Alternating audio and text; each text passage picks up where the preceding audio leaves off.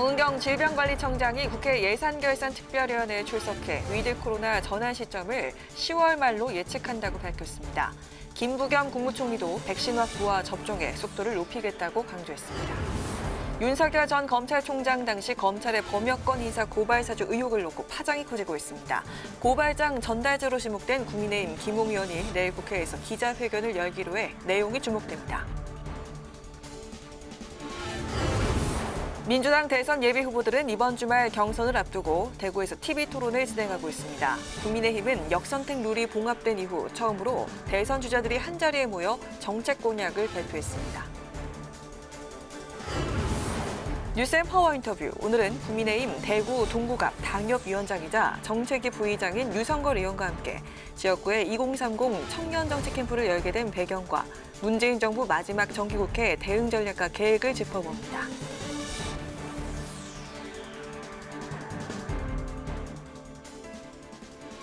여러분 안녕하십니까? 9월 7일 의정종합뉴스 뉴스엔 시작하겠습니다. 오늘은 국회 예산결산특별위원회 중계관계로 늦게 방송됩니다. 국회에서는 지난해 결산심사가 한창입니다. 예산결산특별위원회는 오늘 이틀째 종합정책 질의를 이어갔는데 정은경 질병관리청장은 위드 코로나 전환 가능 시점을 10월 말쯤으로 예상했습니다. 외교통일위원회에선 북한의 영변 핵시설 재가동 문제에 대한 질의가 잇따랐는데요. 야당은 정부가 핵시설 재가동 사실을 알고도 발표하지 않은 건 국민을 속인 것이라고 비판했습니다. 보도에 박지영 기자입니다. 이틀째 이어진 예결위 종합정책 질의. 여야 의원들은 단계적 일상회복, 이른바 위드 코로나로 전환하기 위한 정부의 준비 상황을 점검했습니다.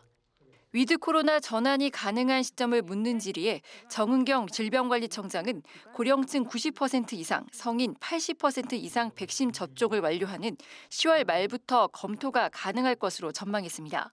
10월 말부터는 위드 코로나 적용이 가능하다. 이렇게 이해하면 될까요? 일단 검토가 가능한 전제라고 판단하고 있습니다. 적용을 해볼 수 있는 저조한 백신 접종률과 백신 위험성을 우려한 미접종자 등을 고려하면 위드 코로나 전환까지 갈 길이 멀다는 지적도 나왔는데 김부겸 국무총리는 백신 확보와 접종의 속도를 높이겠다고 밝혔습니다. 9월 5일 현재 국내 백신 접종자는 34.6%, 약 국민의 3분의 1입니다. 이래가지고 지금 위드 코로나 전환이 되겠습니까? 백신 확보 물량이 좀 부족해서 이렇게 아니냐라는 지적을 하신다면 가능한 한 빨리 속도를 그리고 국내에서 외교통일위원회에서는 북한 영변 핵시설 재가동 문제가 쟁점이 됐습니다.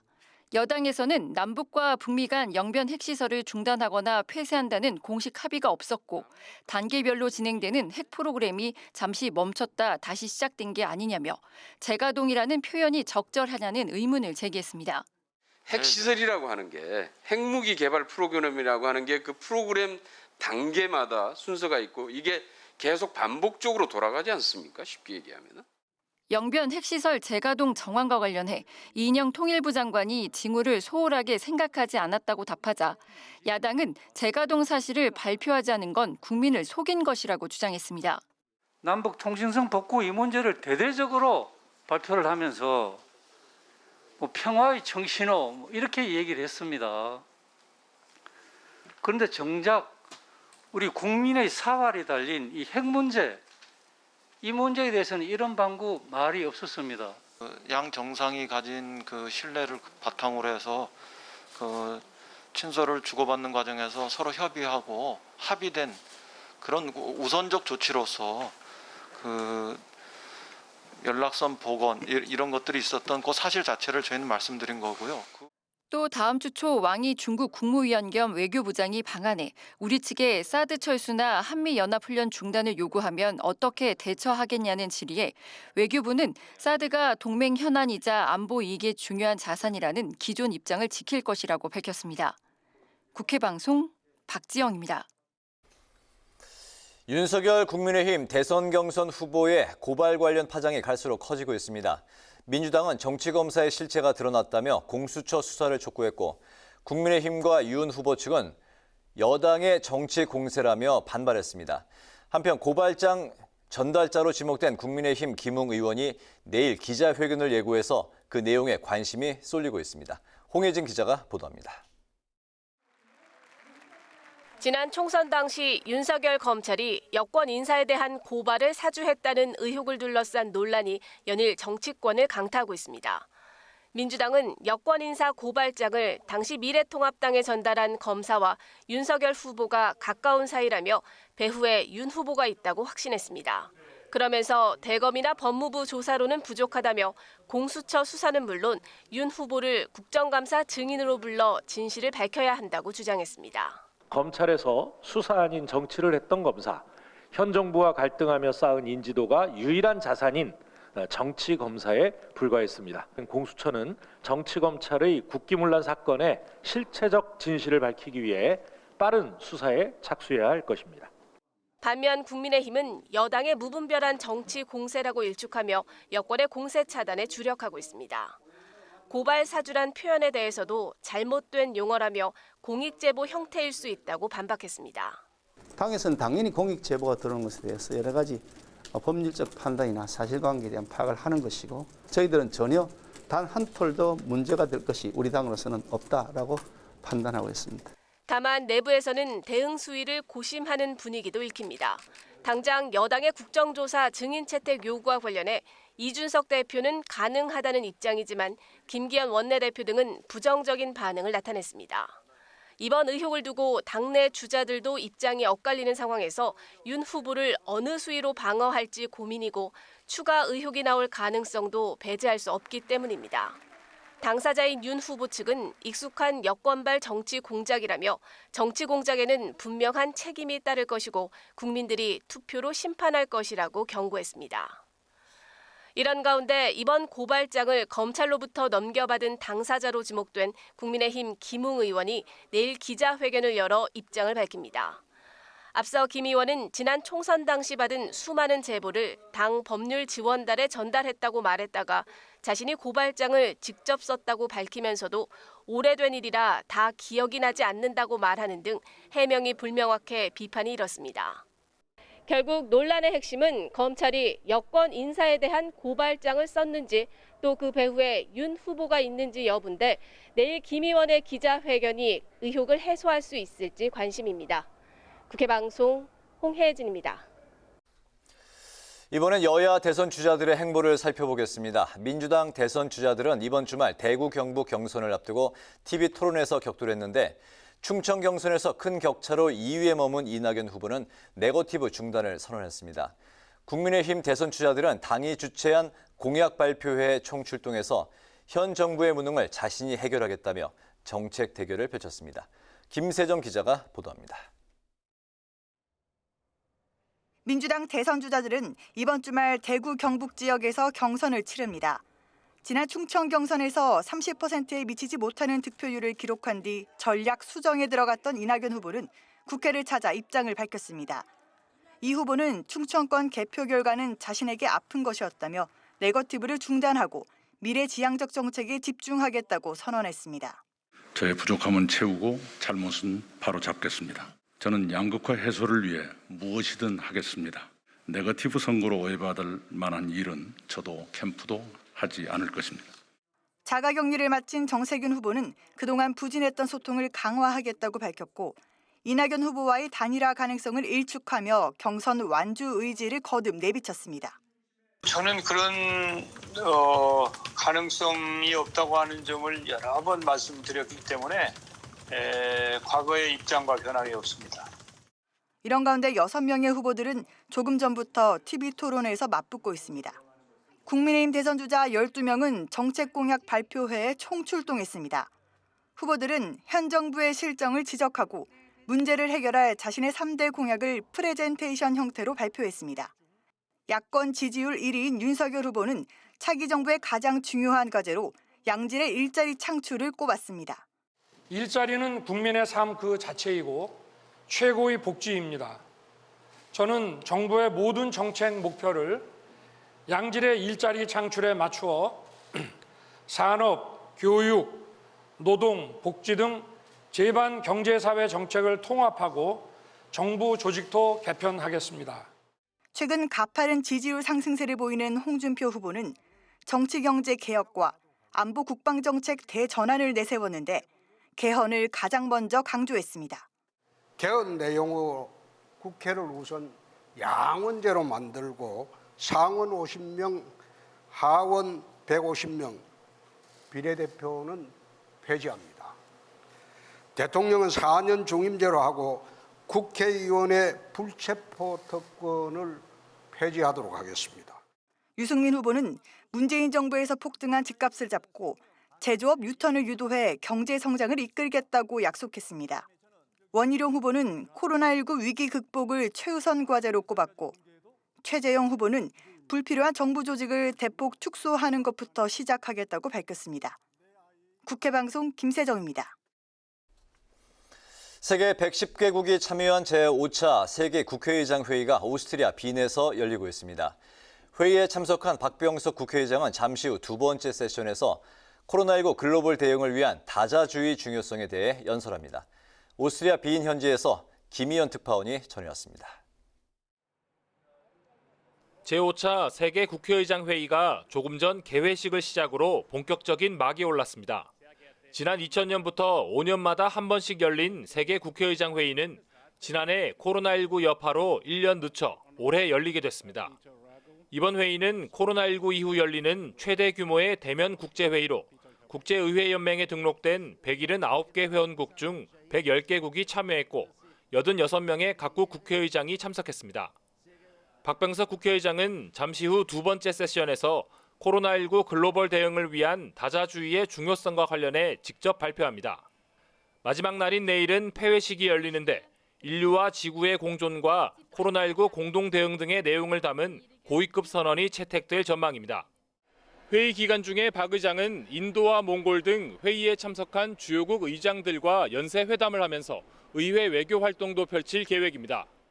코로나 방역과 관련해선 오스트리아 당국은 코로나19 의무 선제 검사와 대표단 인원 제한, 마스크 의무 착용 등 포괄적인 보건 조치를 발동하면서 안전한 회의 진행에 만전을 기하고 있습니다. 앞서 박 의장은 어제 볼프강 소보트카 오스트리아 하원 의장과의 회담에서 양국 의회 협력 의정서 체결을 제안했고 추진하기로 합의했습니다. 한국산 피아노를 연주하고 자동차를 탈 정도로 한국에 각별한 관심을 보인 소보트카 하원 의장은 실무 협의를 거쳐 내년 한국 방문 때 의정서에 서명할 것이라고 화답했습니다. 박 의장은 또 한반도 평화 프로세스를 비롯해 남북 국회회담이 열릴 수 있도록 지지를 당부했고 소보트카 하원 의장은 한반도 비핵화를 지지하고 필요한 일이 있으면 돕겠다고 말했습니다. 이 밖에 박 의장은 소보트카 하원 의장의 결단으로 오스트리아 비엔나에서 제5차 세계 국회의장 회의를 개최하게 됐다며 축하했습니다. 이 비엔나가 안전하다는 것을 국제사회에 증명할 수 있는 길이라고 생각합니다. 또 우리 정치 지도자들이 이 팬데믹을 반드시 극복할 수 있다는 의지를 보여주는 좋은 시사점이라고도 생각합니다. 지난 6월 문재인 대통령의 국빈 방문에 이은 박 의장의 이번 방문은 내년 한 오스트리아 수교 130주년을 앞두고 양국 협력 강화의 계기가 될 것으로 기대됩니다. 국회 방송 김희연입니다. 내년 대선을 앞두고 여야 대선 주자들이 잇따라 개헌론을 꺼내고 있는데요. 국회 국민통합위원회에서도 여야가 특위를 구성해 제왕적 대통령제를 바꾸는 등 개헌안을 마련하고 조속히 국민투표에 붙여야 한다는 목소리가 나왔습니다. 강민지 기자가 전합니다. 국회의장 직속 자문기구인 국민통합위원회가 개헌 논의를 공식 제안했습니다. 현행 권력구조는 국민 의사를 제대로 반영하지 못하고 있다며 제왕적 대통령제 개편을 추진해야 한다는 겁니다. 제왕적 대통령제 폐단을 감안하여 권력구조 개편과 제도 개선을 추진해야 합니다. 대통령에게 과도하게 집중된 권력구조를 실질적인 견제와 균형이 가능하도록 개편할 필요가 있습니다. 국민통합위원회는 선거제 개편 논의도 촉구했습니다. 현재 하나의 선거구에서 한 명의 의원을 선출하는 제도인 소선거구제가 민의를 왜곡하고 거대 양당 체제를 공고히 할 수 있다고 우려했습니다. 또 지난 4.15 총선에서 새로 도입된 준연동형 비례대표제가 다당제 구현이라는 취지와는 다르게 작동한 점을 지적하며 개정 필요성을 시사했습니다. 지금의 의회 선거제도는 한계를 드러내고 있으므로 반드시 개선이 필요합니다. 준연동형 비례대표제는 오히려 선거 불비례성을 심화시키는 부작용을 드러냈으므로 속히 개정 논의를 시작해야 합니다. 이와 함께 정치 소외층의 정치활동 참여 확대를 위한 중앙당 중심의 공천 개선과 국민 불신 해소를 위한 국회 윤리감독기구 등도 제안했습니다. 현행 선거제와 권력 구조를 국민통합의 걸림돌로 진단한 국민통합위원회는 여야를 향해 개편 논의를 위한 조속한 특위 구성과 국민투표를 촉구했습니다. 헌정 특위는 이른 시일 내에 권력 구조 개선과 선거제도 개혁을 마무리하고 합의된 개헌안을 국민투표에 붙일 수 있도록 해야 합니다. 국회 국민통합위원회는 오는 15일 회의를 열어 내용을 최종 검토한 뒤 국회의장에게 결과 보고서를 전달할 예정입니다. 국회방송 강민지입니다. 더불어민주당 윤호중 원내대표는 재외국민선거에 우편투표를 도입하는 내용의 공직선거법 개정안이 9월 국회 안에 처리돼야 한다고 밝혔습니다. 윤 원내대표는 오늘 원내대책회의에서 다음 달 10일이면 내년 대선 선거인 명부 작성을 위한 재외선거인과 국외 부재자 신고가 시작된다며 이같이 말했습니다. 윤 원내대표는 또 세계적인 코로나 상황에서 공간을 방문해 투표하도록 하는 현행법은 안전과 방역을 도외시하고 참정권을 실질적으로 제한하고 있다고 지적했습니다. 국민의힘이 언론중재법 개정안 논의를 위한 협의체에 참여할 외부 전문가로 문재환 한국외대 교수와 신희석 법률분석관을 추천하기로 했습니다. 추경호 원내수석 부대표는 오늘 기자간담회를 갖고 당 내에서는 최영두 전주의 의원이 8인 협의체에 참여한다며 이같이 밝혔습니다. 앞서 더불어민주당은 의원 몫에 김종민, 김용민 의원을, 전문가 몫에 송현주 한림대 미디어스쿨 교수와 김필성 변호사를 선정했습니다. 정의당이 더불어민주당 송영길 대표를 감염병 예방법 위반 혐의로 경찰에 고발했습니다. 정의당은 민주당이 지난 4일 대전, 충남, 경선 합동연설회에서 거리 두기, 접촉 제한 등 정부의 방역 지침을 위반했다고 주장했습니다. 이어 민주당 대선 경선은 문제가 없고 민주노총 집회는 불법이라며 양경수 위원장을 구속시킨 것은 형평성에 맞지 않다고 비판했습니다.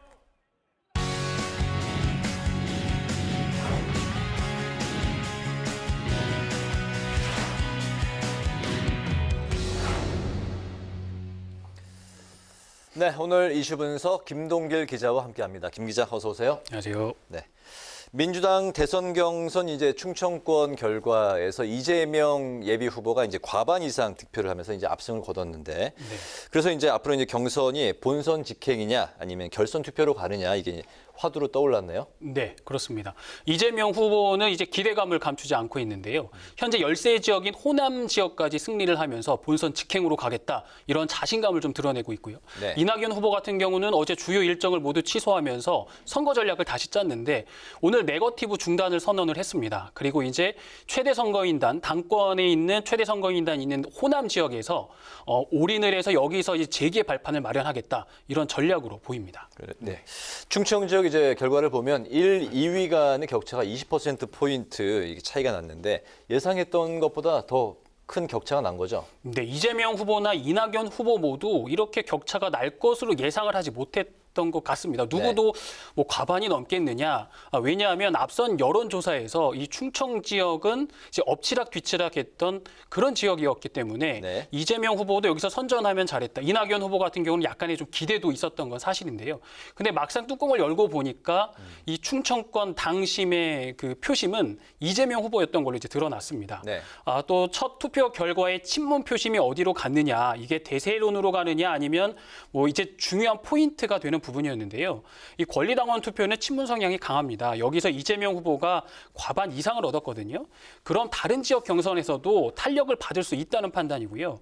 이재명 후보가 이낙연이나 이제 정세균 후보보다 조직력 면에서 상대적으로 열세일 수밖에 없었는데 이번 충청 당심을 보니 극복했다. 그렇게 보면 이재명 후보가 갖고 있는 불확실성들이 어느 정도 제거가 됐고 확인이 됐기 때문에 이재명 후보의 지지율은 조금 더 탄력을 받을 수 있을 것으로 것으로 예상을 해볼 수 있겠습니다. 네. 이번 그 충청권 경선이 이제 시작되기 전에 충청권의 결과가 전체 이번 경선 판세를 가름하는 시금석으로 평가를 이제 받았는데 압승으로 끝났기 때문에 이재명 대세론으로 가는 거냐 이렇게 지금 볼 수가 있는 건가요? 좀 섣부른 판단일 수도 있는데요. 왜냐하면 이 충청 지역이 전체 선거인단의 한 5%밖에 차지하지 않고 있거든요. 네. 그럼 나머지 95%의 당권과 민심은 어떻게 되느냐, 여기를 조금 봐야 하는 부분이 있어서 조금 조심스럽습니다. 그럼에도 불구하고 충청 지역이 이번 경선의 첫 출발지였고요. 그래서 전체 경선의 가늠자 역할을 할 수 있는 부분이 있었기 때문에, 그리고 또 항상 이 대선 총선을 이야기할 때 충청권 표심을 이야기를 합니다. 네. 영남과 호남으로 나누어진 우리나라 이 지역 구도에서 충청권의 표심이 캐스팅 포드 역할을 늘 해왔거든요. 그래서 이 충청 지역이 중요하다고 하는데 여기서 뭐 예상을 그야말로 뛰어넘었죠. 과반 이상 이재명 후보가 이제 확보를 했는데 2위인 이낙연 후보와의 표차도 20% 이상이나 나기 때문에 어떻게 보면 이제 대세론에 이재명 후보의 대세론에 힘이 실리는 분위기인 것은 맞습니다. 네. 충청권 결과가 나왔고 이제 그 다음이 이제 이번 주 대구, 경북, 강원 지역인데 여기 이제 판세는 어떻게 예상할 수가 있습니까? 규모만 보면 충청 지역보다 TK 지역이 선거인단 수가 작습니다. 한 절반 정도가 적은데요. 네. 그런데 이제 TK는 경북 안동 출신인 이재명 후보의 어떻게 보면 홈 그라운드입니다. 그렇기 때문에 이재명 후보의 가속 페달이 조금 더 밟을 수 있을 것으로 좀 강세가 예상이 되고요.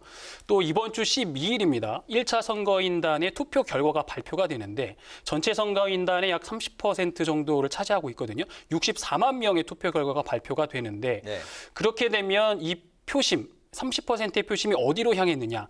이재명 후보한테 많이 쏠렸다 그러면 이제 그야말로 대세론으로 가는 것이고, 그렇지 않고 이낙연 후보가 여기서 반전을 일으킨다 그러면 그 다음 이제 선거인단 경선이 전라도 지역으로, 호남 지역으로 갑니다. 네. 그렇기 때문에 이낙연 후보는 여기를 또 발판 삼아서 다시 한번 치고 올라갈 수 있는 어떤 여건이 되기 때문에 네. 어떻게 보면 이번 주 1차 슈퍼 위크라고 하거든요. 네. 그렇기 때문에 굉장히 관심이 많이 가지는 부분입니다. 네, 1차 이제 슈퍼위크 상황을 또 봐야 될 텐데 다음은 이제 야권 국민의힘 상황을 한번 이제 또 살펴보죠. 네. 윤석열 후보의 이제 고발 사주 의혹이 나온 상황에서 홍준표 후보 약진이 이제 두드러지고 있는 상황입니다. 네. 이번 주에 나온 한 여론조사에서는 이제 홍준표 후보가 그 윤석열 후보를 오차 범위 내에서 이제 앞서고 있는 그런 결과도 나왔어요. 네, 맞습니다. 그런 여론조사도 지금 어떻게 보면 홍준표 후보의 여론조사가 나오는 걸 보면 지지율이 거침없이 지금 나오고 있거든요. 네네. 좀 상승세를 타고 있는 분위기는 맞는데 한국사회여론연구소가 TBS 의뢰로 지난 3, 4일 전국 18세 이상 1,003명을 대상으로 조사한 결과가 있는데요.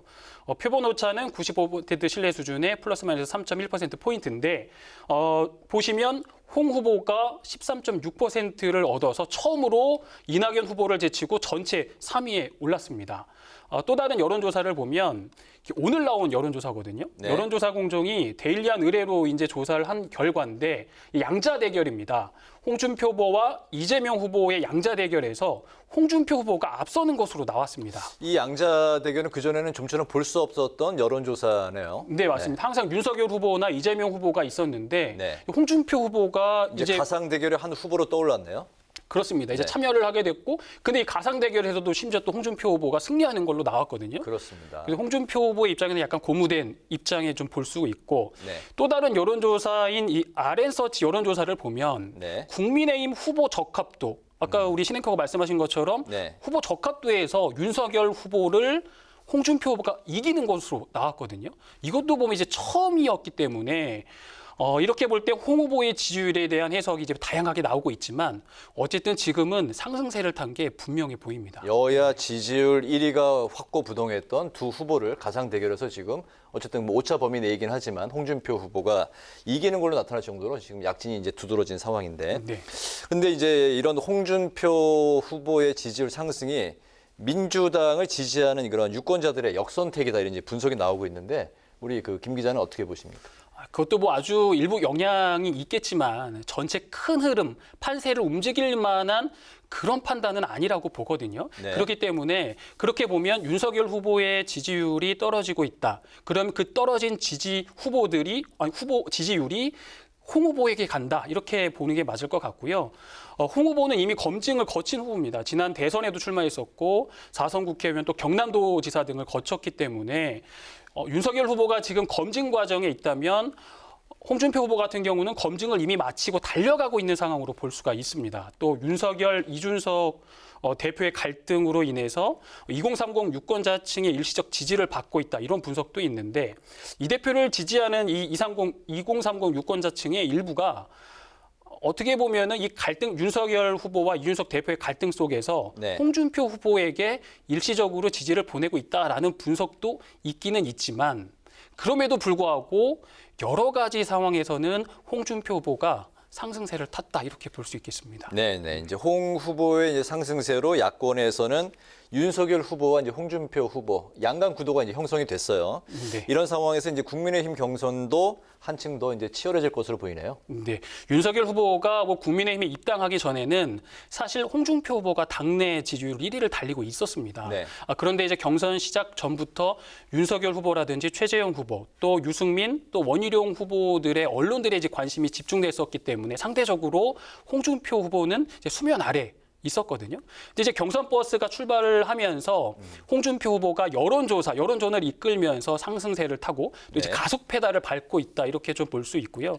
그리고 경선 같은 경우 이제 대선 경선은 특별히 더 그렇지만 어떻게 대세론보다는 엎치락 뒤치락하는 모습들이 있어야 경선이 흥행이 되고 또 국민들의 관심을 받게 됩니다. 네. 그래서 이런 부분들에 있어서 네거티브로 가면 물론 안 되고요. 앞으로 이제 국민의힘 같은 경우는 토론회도 있고 여기서는 또 윤석열 후보나 홍준표 후보의 이제 맞대결도 좀 펼쳐질 것 같고요. 그렇게 되면 그 이후에 나오는 지지율 또 적합도 뭐 이런 부분들이 어떻게 작용이 될지 또 어떻게 표심들이 드러날지 아마 유심 있게 조금 봐야 될 부분인 것 같습니다. 네, 내일 또 이제 김웅 의원이 고발 사주 의혹과 관련해서는 또 이제 기자회견을 예고를 했는데 이게 또 윤석열 후보한테는 어떻게 영향을 미칠지도 또 지켜봐야 될 것 같네요. 오늘 그 이슈 분석에서는 민주당 이재명 대세론 그리고 국민의힘 홍준표, 윤석열 양강 구도에 대해서 분석해봤습니다. 김동길 기자 수고했습니다.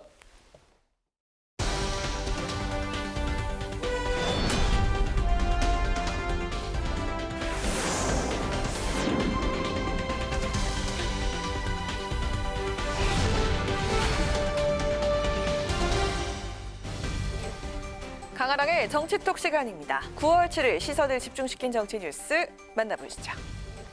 오늘의 첫 번째 정치톡은 대통령의 추석 선물입니다. 추석 연휴가 이제 열흘 앞으로 다가왔습니다. 이맘때면 부모님이나 친인척 그리고 지인들에게 전할 명절 선물 준비에 슬슬 나설 텐데요. 대통령 내외도 국민들께 드릴 추석 선물을 준비했다고 합니다. 물론 모든 국민은 아니고요. 각계 원로와 애국지사, 국가유공자, 사회적 배려계층 등에 매년 선물을 하는 건데요. 지난해에 이어서 올해도 코로나19 방역을 위해서 헌신해온 의료진과 백신 예방접종 현장 업무 종사자, 사회복지 업무 종사자 등을 포함해서 15,000여 명에게 전달될 예정이라고 합니다. 그렇다면 올해 대통령의 추석 선물 내용은 과연 무엇일까요? 청와대가 오늘 공개한 바에 따르면 충북 충주의 전통주인 청명주와 전국 8도에서 생산된 지역쌀로 구성이 되어 있습니다. 문재인 대통령은 취임 이후에 해마다 추석 선물에 지역 전통주를 담아왔는데요. 미역이나 나물, 땅콩 같은 지역 특산품을 함께 배치했던 이전과는 달리 올해는 8도의 쌀을 함께 동봉해서 눈길을 끌었습니다. 사실 문 대통령은 평소에도 우리 쌀에 대한 관심과 애정이 남다르다고 합니다. 지난해 11월 농업인의 날에서는 대통령으로서는 17년 만에 기념식에 참석을 해서 각 지역의 대표 쌀로 구성된 대한민국 쌀을 들고 이렇게 기념 촬영을 하기도 했습니다. 또 절기상 백로이자 제2회 푸른 하늘의 날인 오늘도 영상 메시를 통해서 밥심을 강조했습니다. 백로 전에 벼가 펴야 벼가 잘 익고 풍년이 든다고 합니다. 우리는 밥을 먹고 밥심으로 하루를 살아가는 한국인입니다. 푸른 하늘이 오늘처럼 곡식과 열매를 키우고 다음 세대에도 전해지기를 기원합니다. 네, 밥심을 강조한 문재인 대통령.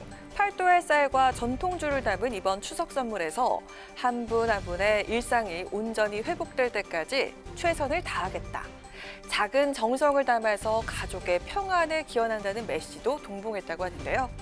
코로나19로 위기와 불안이 계속되고 있는 우리 국민들에게 마음만큼은 풍요롭고 따뜻한 추석 인사가 잘 전달될 수 있길 바랍니다. 이어서 오늘의 두 번째 정치톡은 정치권도 DP 열풍입니다. 오늘 요즘 대한민국 군필자들 사이에서 외상 후 스트레스 장애를 부른다는 화제의 드라마가 있죠. 공개 열흘밖에 안 됐는데 유튜브와 SNS를 뒤덮으면서 신드롬을 낳고 있는 넷플릭스의 극사실주의 드라마 DP입니다. 너는 그냥 마음에 안 들어. 이병!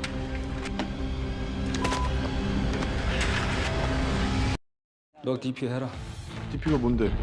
탈영병 잡는 체포조라고 알고 있습니다. 군대 안 왔으면 탈영할 일도 없지 않았을까.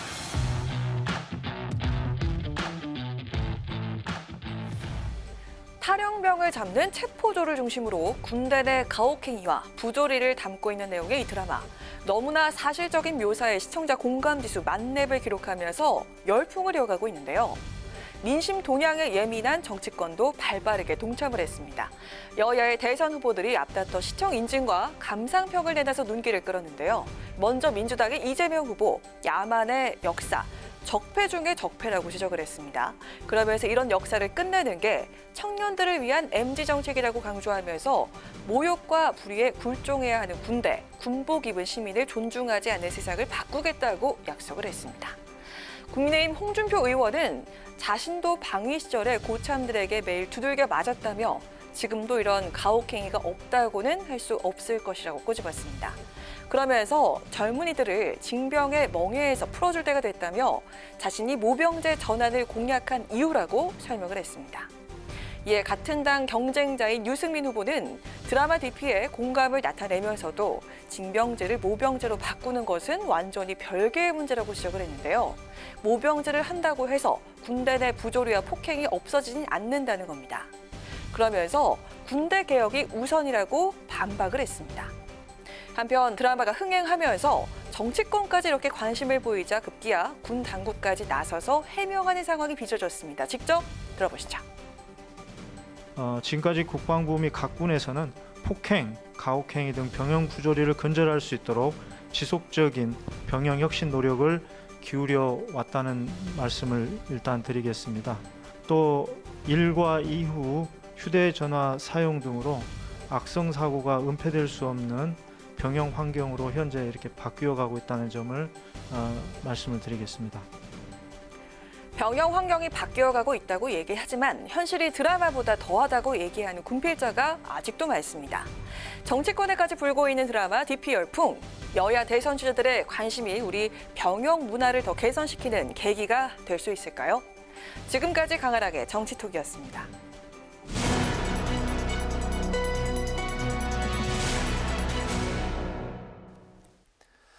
네, 민주당은 내일부터 대선 후보 경선의 주요 승부처인 1차 선거인단 투표에 돌입합니다. 첫 순회 경선지인 충청에서 이재명 후보의 압승으로 이낙연 후보 캠프는 경선 전략을 바꾸는 등 절치부심하는 모습인데요. 이낙연 캠프의 김광진 전략실장 겸 대변인을 전화로 연결해서 관련 이야기 나눠보도록 하겠습니다. 대변인님 나와 계십니까? 네, 안녕하세요. 김광진입니다. 네, 반갑습니다. 예, 반갑습니다. 지난 주말 민주당의 대선 경선 첫 번째 순회 경선지였던 충청권의 투표 결과 이재명 후보가 과반 압승을 거뒀습니다. 이낙연 후보 캠프에서는 예상보다 이제 큰 표차로 패배를 한 걸로 이제 보이는데 먼저 그 이낙연 후보 캠프 내 평가 또 현재 분위기 어떤지 궁금합니다. 민심이라고 하는 것을 인정할 수밖에 없는 상황이고요. 과연 어떻게 하면 다시 우리가 당원과 유권자들의 마음을 얻을 수 있을 것인가라고 하는 고민에 많이 빠져들었고 오늘 후보께서도 우리 선거의 전략도 그리고 후보 자신도 많이 좀 달라져야겠다라고 하는 각오를 다지셨습니다. 네, 또 앞으로 민주당 대선 경선의 분수령이 될 1차 슈퍼위크 그리고 호남 순회 경선까지 중요한 일정들이 남아있잖아요. 이런 상황에서 이낙연 후보는 오늘 네거티브 중단 선언을 했습니다. 앞으로의 경선 전략, 지금까지와는 다른 방향으로 좀 대대적으로 수정을 했다고 보면 되겠습니까? 뭐 기사 제목은 네거티브 중단 선언 이렇게 이제 많이 나오긴 했는데 사실 중요한 포인트는 이낙연이라고 하는 사람이 만들고 싶은 세상에 대해서 조금 더 많이 국민들께 설득시키겠다라고 하는 것이 오늘 기자회견의 포인트였고요. 그동안은 상대 후보의 문제점 혹은 당내 경선이라고 하는 것에 있어서 검증을 통해서 본선에 올라갔을 때 당이 리스크를 지지 않아야 된다라고 하는 생각을 많이 가졌었는데 유권자분들께서 후보별로 판단하는 것은 유권자가 잘할 문제이니 당신이 내세우고 싶은 공약과 새로운 비전을 제시하라라고 하는 것으로 지금 말씀을 많이 주고 계시기 때문에 그렇게 선거 캠프의 방향을 바꾸겠다라고 하는 각오입니다. 네. 여야의 대선 경선이 이제 한창 진행되는 와중에 국민의힘 윤석열 후보의 고발 사주 의혹이 불거져 나왔습니다. 윤 후보는 정치 공작이라고 이제 반발하고 있고요. 국민의힘 김기현 원내대표는 고발 사주가 아니라 이제 공익 제보를 전달한 것이다 이렇게 이제 주장을 하고 있는데요. 이를 바라보는 이낙연 캠프의 입장은 어떤 건가요? 일단 뭐 사실관계 자체는 공수처 수사나 뭐 여러 가지 상황 등을 통해서 밝혀져야 될 것 같고요. 지금 뭐 사실상의 당사자로 되어 있는 김웅 의원 같은 경우도 본인이 자료를 받아서 전달을 했다고 했다가 본인이 작성을 했다고 했다가 그리고 작성한 적이 없다고 했다가 지금 여러 가지 이제 말을 바꾸고 계시기 때문에 사실관계를 명확히 밝혀야 되고 만약 언론에 나온 것처럼 이 내용이 사실이라고 한다면 그동안의 어떤 공권력에 의한 정치적 사찰이나 혹은 정치 공작에 비견할 수 없을 만큼 큰 문제다 이렇게 보여집니다. 네, 여기까지 듣겠습니다. 지금까지 김광진 이낙연 캠프 전략실장견 대변인과 이야기 나눠봤습니다. 고맙습니다. 네, 감사합니다. 네,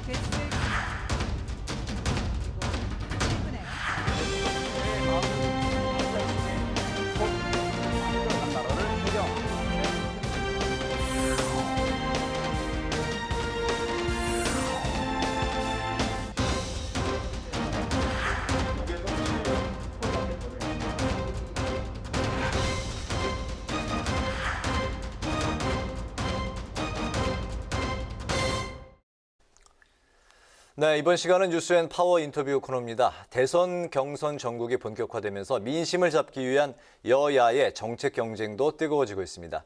특히 요즘은 2030 청년층과 소통을 위한 정치권 움직임이 많아지고 있는데요. 국민의힘 정책개발과 소통에 앞장서고 계신 분이죠. 정책위원회 부의장을 맡고 계신 류성걸 의원을 스튜디오에 모셨습니다. 류 의원님 어서 오십시오. 네, 안녕하십니까. 네, 바쁜 의정 활동에도 저희 뉴스엔에 나와주셔서 감사드립니다. 예. 네. 지금 이제 본격적인 대선 경선 레이스가 이제 시작이 되지 않았습니까? 예. 의원님의 이제 지역구인 대구 동구갑에서는 이번 그 대선 경선을 바라보는 뭐 그 지역구 포함해서 대구 지역의 민심은 어떻다고 이제 생각을 하십니까? 예, 뭐 한마디로 말씀을 드리면은 정권을 교체해야 되겠다 하는 것이 대구 경북의 민심의 핵심이라고 말씀드릴 수 있겠습니다. 전체적으로 보면 보수의 침략이다 할 수 있는 그 대구 경북의 네. 기본적인 방향이고요. 근데 그 과정에서도 이제 경선이 시작이 됐기 때문에 당내에서 열심히 경쟁을 하는 거는 좋은데 서로 좀 속된 표현을 한다면은 좀 싸움 박질은 안 했으면 좋겠다 하는 그런 말씀들을 많이 하십니다. 네네. 정책 경쟁을 해서 최종적으로 경쟁력이 제일 높은 분을 대선으로 후보로 모시는 게 좋지 않겠냐 이런 말씀들을 많이 하십니다. 네, 예. 위원님께서 또 최근에 대구 동구갑 2030 청년 정치 캠프를 개설하셨다고 들었는데 주말에 처음으로 열렸다고 알고 있습니다. 지역구에서 이렇게 청년 정치 캠프를 여신 이유가 궁금한데요. 예, 우리 정치 사상, 정치사에서 참 획기적인 일이 지난 6월 11일 날 있었습니다. 국민의힘 당대표로서 30대, 36세에 이준석 후보를 당대표로 저희들이 선출을 했습니다. 네. 그 이후에 2030의 그 바람이라든지 2030의 마음을 잘 읽어서 반영시킬 수 있는 그런 부분이 필요했습니다. 또 아울러서 나는 국대다 하는 그런 그 프로그램이 있었지 않습니까? 네네, 거기에서 대변인 선발, 대변인 예, 선발 오디션 되어 프로그램. 있었는데 네. 그때에 94년생과 95년생 대변인이 선발이 되었습니다. 또 아울러서 가장 최근에는 나는 국대다 시즌2가 있었습니다. 시즌2에 20대, 30대, 하물며 10대까지도 정책 공모에 응모해서 저도 그때 심사를 했습니다만 어쨌든 이런 2030의 혁신, 바람 이런 부분들을 지역에서도 좀 반영을 할 필요가 있겠다. 이렇게 해서 이제까지는 보면 중앙당이나 시도당에서 했던 청년 정치 캠프를 이번에 처음으로 제가 알기로는 처음으로 당협 차원에서 제가 이번에 시도를 해봤습니다. 지난 토요일 첫 모임을 가졌었는데 아주 열기가 대단하고 반응이 어땠죠? 예, 반응이 저는 처음에 한 20명 정도 생각을 하고 우리 지역에 일단 홍보를 했는데 15명이 참석을 했습니다. 참석을 했고 또 저희 지역뿐만 아니라 다른 지역에서도 많이 참석을 했거든요. 특히 멀리서는 서울에서 오신 분도 계셨어요. 그만큼 2030의 정치 참여 그리고 우리 보수에 대한 또 앞으로 청년의 문제에 대해서 같이 한번 논의해보자 하는 그런 열기가 대단했습니다. 이 청년 정치 캠프가 6주간 운영이 된다고 들었는데 내용과 프로그램 어떻게 진행이 될까요? 6주간을 하면서 이제 9월 시작을 해서 중간에 그 추석 연휴가 있기 때문에 추석 연휴를 제외하고는 10월 16일까지 6주간입니다. 6주간인데 첫 번째는 이제 강의 형태, 제가 첫 강의를 했습니다만 강의 형태로 하는데 이거는 일방적인 그런 강의라기보다도 상호 토론을 하는 그런 강의고요. 그다음 두 번째는 청년들 스스로가 지역의 정책 개발, 관심 있는 분야를 하나씩 택해서 어떻게 하면은 바람직한 정책을 개발할 수 있을까 이런 게 있고 또 한 가지는 지금 서로 소통을 해야 되니까 이 서로 상호 미팅 형태로 이제 팀을 한 4명 내지 5명 정도 팀을 하는데 팀을 이제 서로 바꿔가면서 이렇게 하도록 하는 그리고 또 지금 정치 이슈라든지 이런 부분들을 분석을 해서 말하여 이제 뉴스 시사 분석이라 할까요? 이런 다양한 프로그램으로 지금 진행을 하려고 하고 있습니다. 청년 이제 간담회도 여시고 청년 캠프도 여시면서 청년들과 이제 소통에 굉장히 많은 힘을 쏟고 계시는데요. 청년층이 기존 정치에 어떤 걸 가장 바란다고 느끼셨습니까? 지금 사실 청년들의 소리를 많이 듣고 정책에 반영해야 되는데 기성 정치인들이 그렇게 하지 못했던 부분들을 저 스스로도 반성을 하고 있습니다. 첫 번째는 일자리 문제입니다. 청년들이 취직을 하려고 해도 일자리가 없고 물론 세계적으로 경제가 어렵고 국가적으로 경제가 어렵고 하지만 지역 경제가 굉장히 어렵습니다. 제 지역구는 17개 광역자치단체장 중에서 1인당 GRDP가 거의 한 8년 정도 이렇게 꼴찌가 되고 있습니다. 그러다 보니까 일자리에 관련되는 게 첫 번째고요. 두 번째는 부동산 정책에 대한 그런 불만이 굉장히 많습니다. 부동산 가격이 너무 오르고 또 몇 년을 모아야 과연 내 집을 마련할 수 있을까 이런 부분들.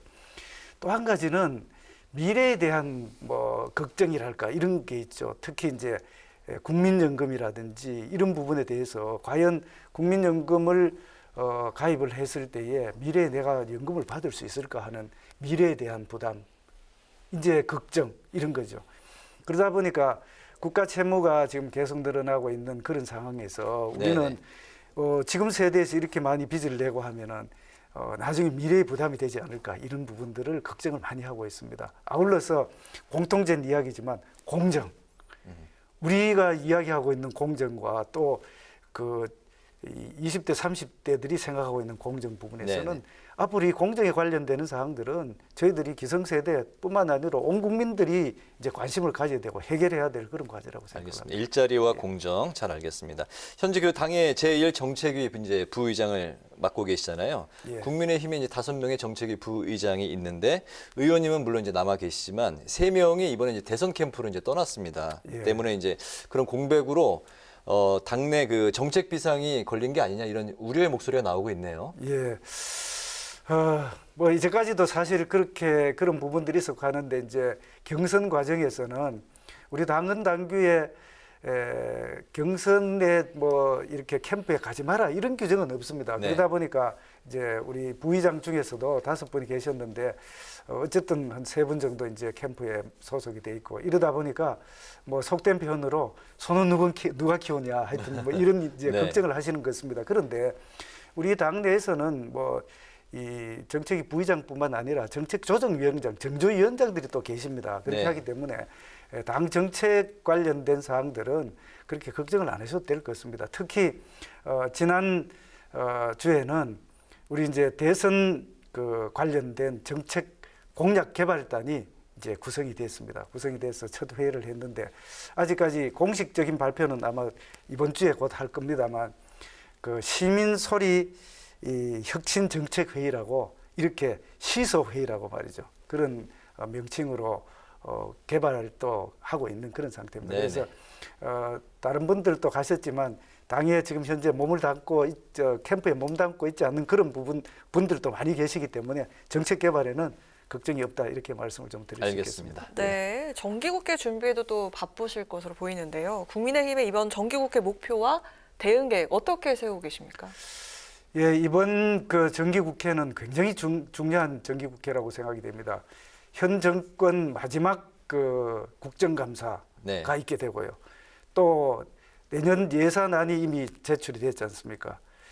또 대정부 질문이 이제 다음 주부터 시작이 됩니다만 저도 지금 경제 분야 대정부 질문을 준비를 하고 있습니다만 어쨌든 이런 그 세 가지에다가 또 핵심 또 쟁점 법안들이 여러 개가 있습니다. 그래서 이런 부분들에 대해서 준비를 하고 있고요. 특히 이 국정감사와 대정부 질문에는 정부의 잘못된 정책으로 해서 서민 경제가 굉장히 어렵습니다. 서민 경제가 어려웠다는 이야기는 그것을 정책적으로, 제도적으로, 법률적으로 해결을 해드려야 되는데 그렇게 하지 못했던 부분들이 많이 있고요. 그러다 보니까 제가 현장에 나가보면은 참 너무 어렵다. 이렇게 어려운데 정부는 또 정책 하는 분들은 도대체 뭐를 하느냐 이런 그 질타를 많이 받고 있습니다. 그래서 그런 부분에 대해서 하나하나 아주 세심하게 비판도 하고 대안도 제시를 하고 이렇게 하도록 하겠습니다. 네, 새 예산안 이제 말씀하셨는데 이제 그 내년 예산안이 올해보다 8.3% 늘어나서 이제 604조 원 규모의 일명 그 슈퍼 예산으로 이제 불리고 있는데 국가 채무가 이제 사상 처음으로 1,000조 원을 넘어선 상황이라 채무 건전성에 대한 이제 우려가 이제 많이 나오고 있습니다. 문재인 정부 임기의 마지막 내년 예산안 어떻게 보십니까? 저도 행정부에서 예산실장을 하고 기재부 차관을 하고 했습니다만 이렇게 방만하게 5년을 재정을 운영했는 적은 없었는 것 같습니다. 왜냐하면은 이 국가 채무라는 게 결국 이제 나라의 빚인데 나라의 빚이라는 거는 언젠가는 누군가는 갚아야 됩니다. 그런데 국가 채무가 지금 예산안으로 보면은 1,068조, 이 정부 시작할 때 2017년도에 660조였던 규모가 400조 이상 늘어났습니다. 이건 결국은 방만하게 운영을 했다. 물론 코로나19로 인해서 세계 경제 어렵고 또 우리 국민 경제가 어렵기 때문에 지원을 해줘야 되지만 그런 상황에서도 알뜰하게 살면서 국가 채무는 될 수 있도록 줄여가면서 해야 되는데 그렇지 않기 때문에 문제라는 말씀을 드리고요. 또 내년 그 대선 선거가 큰 선거가 있다 보니까 이 포퓰리즘적인 그런 예산들이 많이 들어갔을 거로 지금 저희들은 판단을 하고 있고 이번 예산은 아주 과감하게 아주 세밀하게 심사를 해서 나라의 포퓰리즘적인 그런 예산들을 하나하나 심사를 철저히 하도록 그렇게 해야 되겠습니다. 그 이제 예산 규모적으로 보면은 604조 처음으로 600조를 넘었고 두 번째는 국가 채무 1,000조를 넘었습니다. 그게 두 번째고 세 번째는 국가 채무 비율 GDP 대비 50.2% 드디어 이제 50%를 넘어서서 또 세 번째는 마지막으로는 이 조세 부담률이 20%를 넘어서서 조세 부담률도 사실은 최고로 됐거든요. 결국 이거는 뭐냐면은 아주 건전하게 재정을 운영해야 되는데 방만하게 운영했는 거다. 이런 이제 결과다 이렇게 볼 수 있겠습니다. 그래서 이번 예산 심사 때는 국회에서 아주 철저하게 예산 심사를 그렇게 하도록 하겠습니다. 네, 끝으로 지난달 말에 본회의를 통과한 종부세법 개정안 이야기도 짚어볼까 하는데요. 이 과세 기준선 1주택자의 경우 9억 원에서 11억 원으로 올랐는데 정의당이 종부세 완화가 주거 불안을 더 고조시킬 수 있다면서 대통령 거부권 행사를 촉구하고 있습니다. 이에 대해서 어떻게 생각을 하십니까? 그 종부세법 관련돼서 이제 종합부동산세법입니다. 종합부동산세법 세법 제 1조에 보면은 이 그 고가 주택에 대한 세금을 부과를 해서 조세 형평성을 이렇게 제고하겠다는 그런 표현에 들어가 있습니다. 결국은 이제 고가 주택에 대해서 종부세를 부과해야 되는 게 기본인데 이번에 이제 개정했던 법은 2009년도에 1가구 1주택, 1세대 1주택의 경우에 9억 원이었습니다. 그게 지금 2009년이니까 상당히 오랜 시간이 지났지 않습니까? 한 번도 이렇게 조정이 된 적이 없습니다. 네. 그래서 이번에 9억에서 그것도 1세대 1주택에 한해서 9억에서 11억으로 조정이 됐기 때문에 이걸 가지고 주택 관련된 불안감이라든지 이렇게 하는 것은 조금 과장된 표현이다 이렇게 생각합니다. 그래서 형평성이라든지 조세 형평성이라든지 또는 과표 현실화 이런 차원에서 보면은 저는 바람직하다고 생각하고요.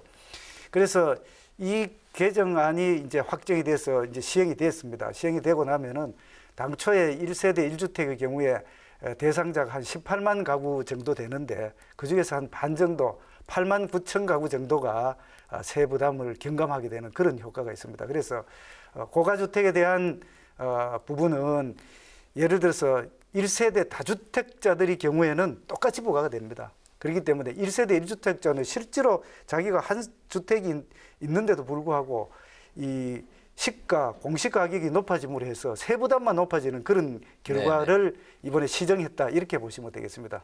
알겠습니다. 이제 그 시간 관계상 뉴스앤파워 인터뷰는 오늘 이렇게 좀 마쳐야 될 것 같습니다.